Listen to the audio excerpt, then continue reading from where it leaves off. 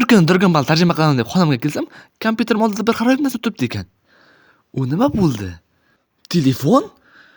Bu uyimdagilardan biriniki emas. Kimning telefoni bo'ldi bu? Men kinoga tushib qoldimmi? Chumadan ham bormi hali? Bu yoq oshib tushdi. Telefon qilishga kelgan, telefon qilamiz. O'zi bitta kontakt bor ekan. Qani. Alo. Bu kim?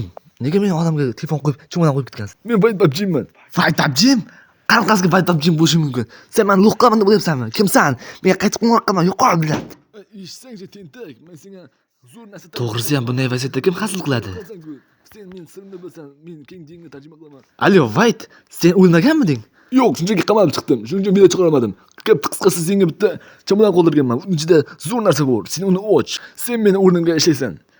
Sen yangi Vaytsan. Videolarni hatto keng juniorga deb borsin. Va men ham buni ko'rib qo'ynay. Odamlar sening videolarni intiqlik bilan kutsin. Va sen hech qachon to'xtab qolma, menga o'xshab. Va eng muhimi o'lib qolma va qamalma. Va Qiziljoqda o'tma. Yo'qsa ancha vaqt qamalib ketgansan. Va ochdingmi?